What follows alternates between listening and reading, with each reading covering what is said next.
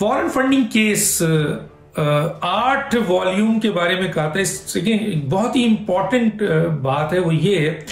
कि मैं इस 8 वॉल्यूम के मुतालिक बताऊंगा, लेकिन एक बहुत बड़ी ब्रेकिंग है जो मैं आपके सामने ला रहा हूं, और शायद जो लोग दी न्यूज़ पढ़ते हैं उन तक तो ये खबर पहुंच गई होगी, लेकिन बहुत सारे ऐसे लोग हैं जिन तक ये खबर नहीं पहुंची होगी, तो मैं बता रहा हूं। देखिए, ये कहा गया था कि जब फॉरेन फंडिंग केस के हवाले से कि जब ये स्क्रूटनी कमेटी ने पेश किया, तो उस वक्त भी स्क्रूटनी कमेटी ने अपनी लाचारी का इजहार किया, अपनी मजबूरी का इजहार किया,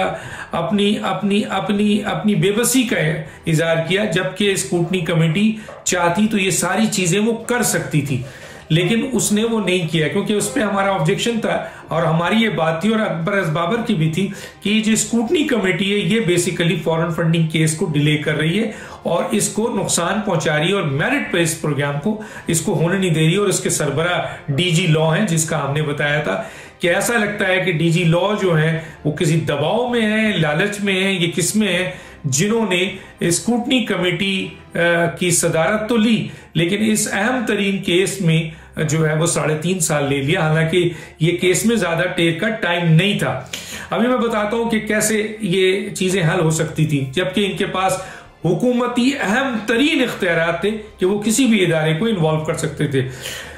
अब उसमें से जो कुछ भी निकला, जितना भी इस स्क्रूटनी कमेटी ने बचा के, छुपा के और दबा के चीज दी, वो भी बहुत कुछ निकल गया है। और उसमें भी उन्होंने अपनी मजबूरी के अकाउंट्स नहीं मिले, 53 अकाउंट्स हैं तो 12 अकाउंट नहीं, 4 अकाउंट नहीं, वो पैसा नहीं, वो अकाउंट्स जिनमें बहुत जो अमाउंट्स है वो उसकी डिटेल्स नहीं, मुख्तलिफ मुल्कों में जो अकाउंट्स है उसकी डिटेल नहीं, पैसा कहाँ खर्च हुआ वो नहीं बता रहे हैं, और कई जगहों से जो पैसे आए हैं उसके बारे में तो बहुत कुछ स्क्रूटनी कमेटी ने जो दिया है वो हम समझते हैं कि बहुत कुछ छुपाया भी है। बाहर जो कुछ भी आ गया है उसे ये कहा जा रहा है कि ये भी बहुत है। पीटीआई के बैन होने पर इमरान खान, असद कैसर, आरिफ अलवी और उनके साथ आमिर कियानी और आपके सैफुल्ला, आपके जो उनके न्याजी हैं, इन जैसे लोगों को जेल के अंदर जाने के लिए ये मवाद भी बहुत है। और अब स्क्रूटनी कमेटी, अब ये जो आया है फाइंडिंग, फैक्ट्स एंड फाइंडिंग, इसके ऊपर अब इलेक्शन कमीशन जो है वो अपनी कार्रवाई कर रहा है। और उस वक्त भी अकबर बाबर साहब ने और हमने कहा था कि ये जो कुछ भी आया है, जो बहुत दबा के छुपा के भेजा गया है, दिया गया है मजबूरी में, वो ये टिप ऑफ द आइसबर्ग है। यानी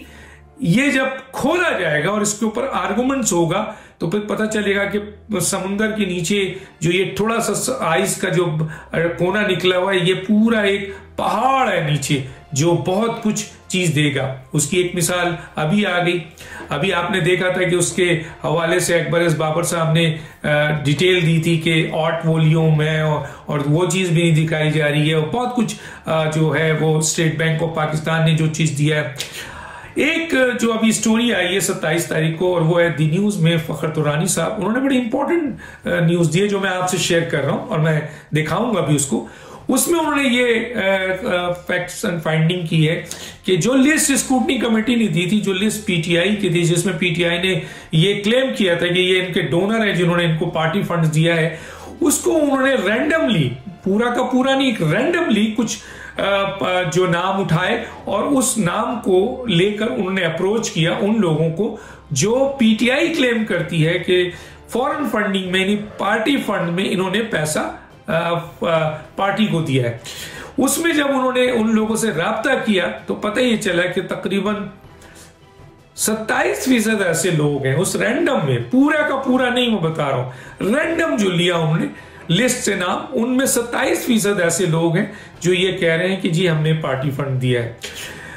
35% लोग ऐसे हैं जो कह रहे हैं हमने तो फंड दिए ही नहीं पार्टी को, हमने तो अस्पताल को दिया था, हमने तो एक नोबेल कॉज को दिया था। तो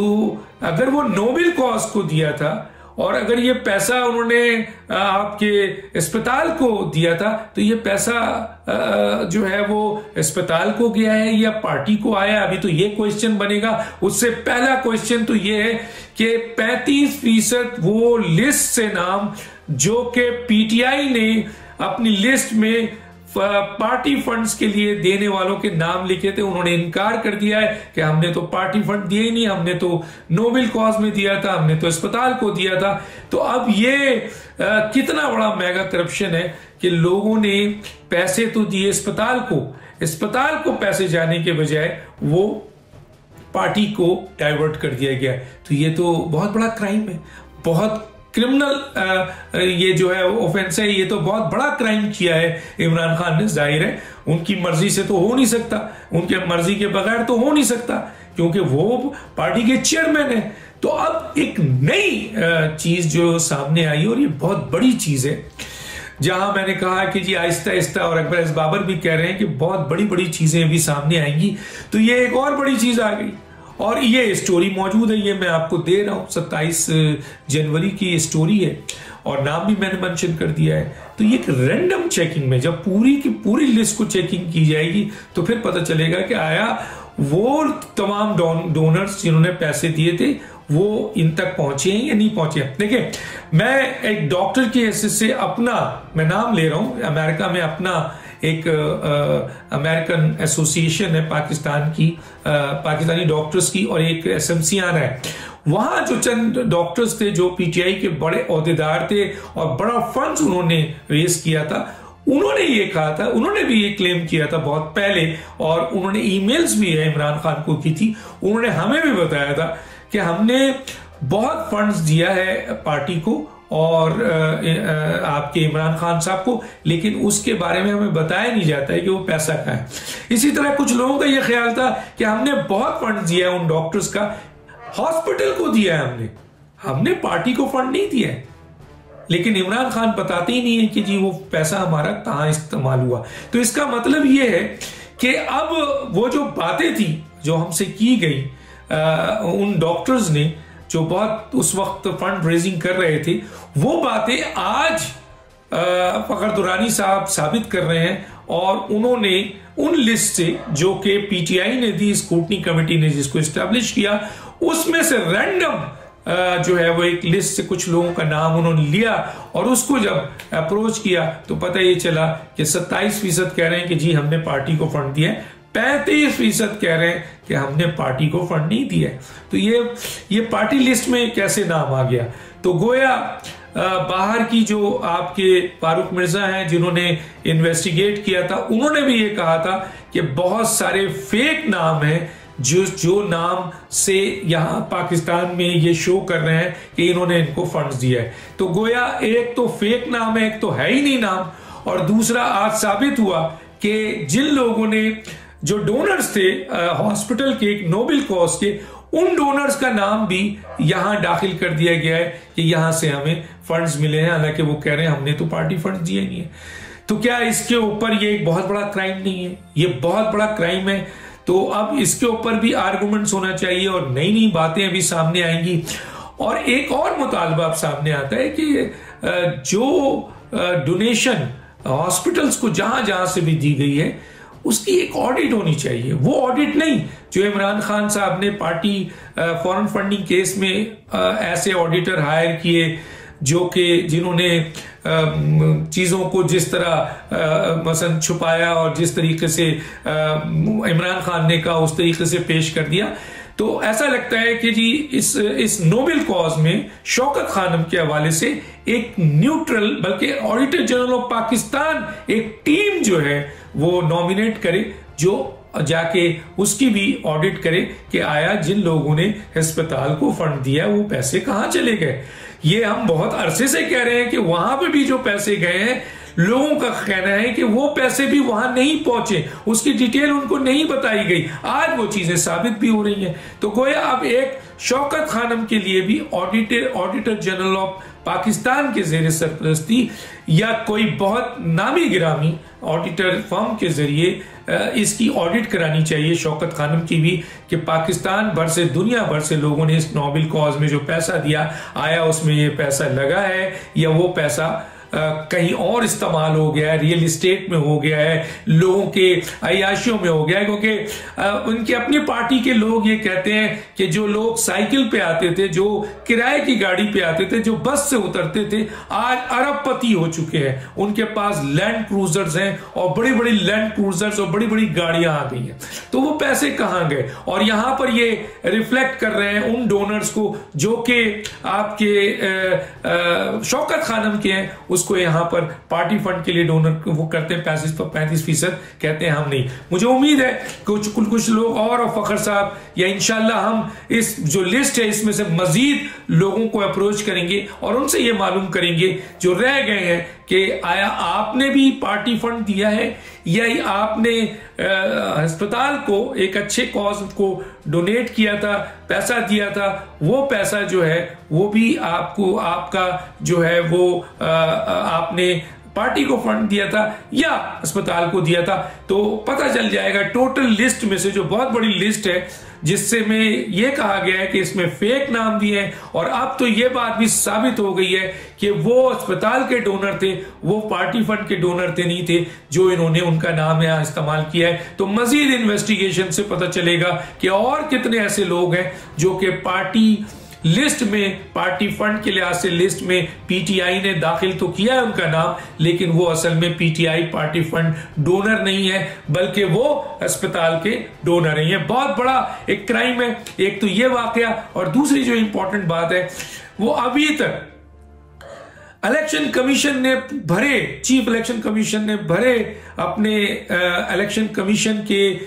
इजलास में, जहां पे मीडिया वाले भी थे, जहां अकबर एस बाबर भी थे, जहां पीटीआई वाले भी थे, जहां सारे लोग थे, वहां उन्होंने ये इकरार किया था कि जो इस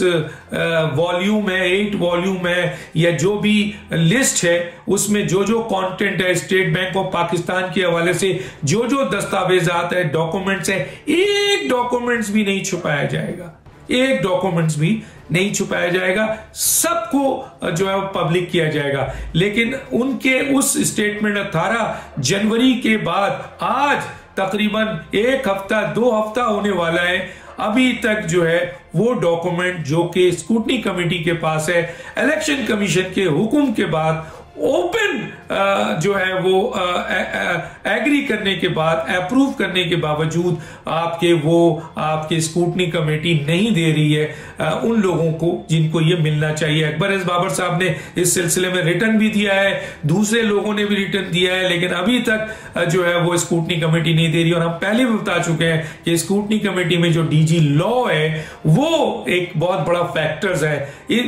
उनकी भी इंक्वायरी होनी चाहिए और उनकी इस केस के हवाले से ये देखना चाहिए कि आया उन्होंने इस केस को डिले करने में और इन चीजों को छुपाने में क्या किरदार अदा किया है, और अगर इनका किरदार है तो आया इसके पीछे प्रेशर है या इसके पीछे करप्शन है। ये चीजें भी मालूम करना बहुत जरूरी है। लेकिन यह बात मैं बता रहा हूं कि अब तक, आज तक, इतने दिन हो जाने के बाद, लेटर लिखने के बाद, मैं लेटर भी दिखाऊंगा, अभी तक जो है वो स्क्रूटनी कमेटी जिसके सरबरा डीजी लॉ है ये सारी चीजें नहीं दे रहे। हालांकि election commission, chief election commission open forum में ये इकरार कर चुके हैं कि एक एक डॉक्यूमेंट्स मिलेगा, आप लेटर दें। तो लेटर दिया जा चुका है लेकिन नहीं मिला है। तो foreign funding case is a tip of the iceberg और ये चीजें आहिस्ता आहिस्ता निकल रही हैं। आगे चल के हम और बताएंगे कि इसमें बड़ी और क्या क्या क्राइम और करप्शन जो है वो सामने आएगी। अभी आर्गुमेंट्स होगा तो और भी बहुत सी बातें खुलेंगी। YouTube पर गुगली टीवी देखने के लिए youtube.com की सर्च बार में गुगली टीवी टाइप करें। गुगली टीवी के पेज पर सुर्ख रंग के सब्सक्रिप्शन वाले बटन पर क्लिक करना ना भूलिए। YouTube पर अपलोड होने वाली वीडियो से बाखबर रहने के लिए बेल आइकॉन पर क्लिक कीजिए। आपको हर नई आने वाली वीडियो के बारे में नोटिफिकेशन मौसूल हो जाएगा।